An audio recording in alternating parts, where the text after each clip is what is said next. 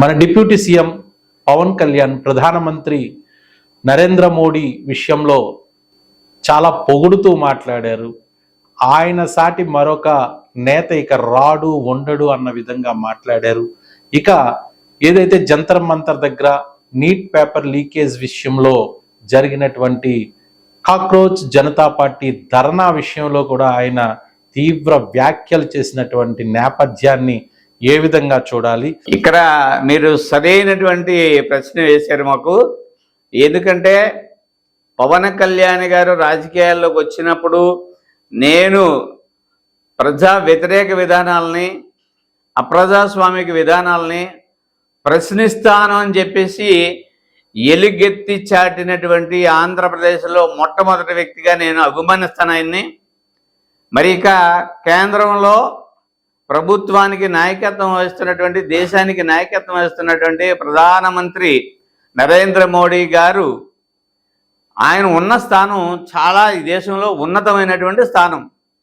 ఆ స్థానంలో ఉన్న వ్యక్తి ఈ దేశంలో యువతకు ఏమి కావాలి అనేటువంటి ఆలోచించే క్రమంలో ఎన్నో తరాలు వెనక్కిపోయి, ఎందుకంటే ఆయన ఈరోజు ఇప్పుడున్నటువంటి జెన్జీ తరానికి చెందిన వయసు గల వ్యక్తి కాదు. ఆయన ఎప్పుడో ఆయన వయసు 15 సంవత్సరాలు ఉన్నప్పుడు 10వ తరగతి చదివిన వ్యక్తి. ఈరోజు డిగ్రీ చేశారంటారు, పీజీ చేశారంటారు. ఏ కాలేజీలో చదివాడో, ఎక్కడ ఏ యూనివర్సిటీలో చదివాడో తెలియదు. కానీ ఈ తరం యువతకి తగ్గట్టు ఆలోచనలు ఏవైతే కావాలో, ఈ యువత ఏం కోరుకుంటుందో దానికి తగ్గట్టుగా ఆయన పరిపాలన లేదు కాబట్టి, ఆయన పరిపాలనలో లోపం ఉంది కాబట్టి గుర్తించిన యువత ఇప్పటి వరకు కూడా ఈ 12 సంవత్సరాల నుంచి కాముగా ఉన్నారు. ఎక్కడ దాక్కున్నారో తెలియదు. కానీ పొరపాటున ఈ దేశ సుప్రీంకోర్టు ప్రధాన న్యాయమూర్తి గారు ఈ యువతని వ్యంగ్యంగా ఎగతాళి చేస్తూ, ఈ దేశ ప్రజల్లో యువత అంతా కూడా నాకు పిల్లలు లాంటి వారు అనే మాట అనాల్సింది పోయి, అతను పిల్లల్లాంటి ఈ దేశ యువత 20 సంవత్సరాలు, 25 సంవత్సరాలు, 30 సంవత్సరాలు, 35 సంవత్సరాలు ఉన్నటువంటి ఈ తరం యువతని బొద్దింకలతో పోల్చి, ఎదుగు పనికి రాకుండా ఈ దేశం మీద పడి తింటున్నారు, పని పాటు లేదు, ఏమీ చేసుకొని బతకలేని పరిస్థితి. అంటే యువత నిర్వీర్యమైపోతుందని చెప్పదలుచుకున్నా సరే, యువతను నిర్వీర్యం అయిపోయేలాగా చేసేటువంటి సందర్భం ఎవరిదండి? పరిపాలన చేసే వాళ్ళది కదా, ప్రధానమంత్రి గారు కదా బాధ్యత వహించాల్సింది. యువత పాడైపోతున్నా, యువతకి సరైన ఉపాధి అవకాశాలు, ఉద్యోగ అవకాశాలు, చదువుకునే అవకాశాలు లేవు, వాళ్ళు బుద్ధింకల మాదిరిగా తయారవుతున్నారు అంటే ఎవరిది తప్పు? నరేంద్ర మోడీ గారిదే తప్పు.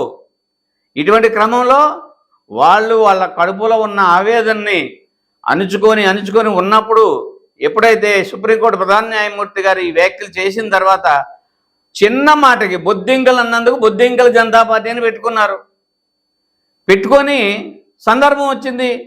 ఎక్కడైతే అన్యాయం జరిగిందో, నీట్ పేపర్ లీక్ అయి 21 మంది విద్యార్థులు, నీ పిల్లలు, ఈ దేశ పౌరులు భవిష్యత్తులో ఎంతో పెద్ద ఆశలతోటి, పెద్ద ఆశయాలతోటి ముందుకెళ్లాల్సినటువంటి యువత చనిపోతే దానికి స్పందించినటువంటి ప్రభుత్వం కోసం వాళ్ళు రోడ్డెక్కారు. రోడ్డెక్కిన యువతను ఈరోజు ప్రధానమంత్రి గారు అనేక రకాలుగా ఇక చెప్పలేనటువంటి దారుణాతి దారుణంగా, క్రూరాతి క్రూరంగా హింసిస్తే ఈ ప్రభుత్వం, ఈరోజునేమో ప్రధానమంత్రి గారు వాళ్ళని క్షమిస్తున్నాను అన్నారు.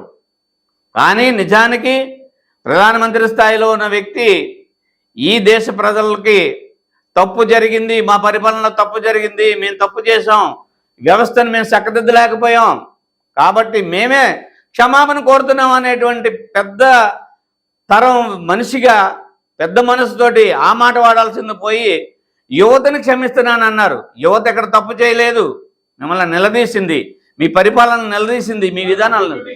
అసలు ప్రతిదానికి యువతని వెనకేసుకొచ్చేటువంటి నాయకుడైనటువంటి పవన్ కళ్యాణ్ గారు యువత వెనక ఉండడం మానేసి తప్పు చేసిన వాళ్ళకి మద్దతుగా ఇక్కడ కూటమి ధర్మాన్ని పాటిస్తూ నోరు మూసుకొని నోరుకి తాళాలు వేసుకొని ఉండిపోయారే తప్ప నిజానికి పవన్ కళ్యాణ్ గారి ఆలోచన విధానం, ఆయనకున్నటువంటి ఉద్రేకపూరితమైనటువంటి ఆలోచన విధానం చూస్తే ఆ విధంగా మాట్లాడే వ్యక్తి కాదు. కానీ కూటమి ధర్మానికి కట్టుబడి కూటమిలో కేంద్ర ప్రభుత్వంలో ఉన్న బీజేపీని విమర్శించలేక ఆగిపోయారన్నదే నా ఉద్దేశం. ఆ క్రమంలోనే ప్రధానమంత్రిని మరి ఎక్కువగానే పొగిడారని చెప్పేసి నేను భావిస్తున్నాను. Thank you very much. ధన్యవాదాలు.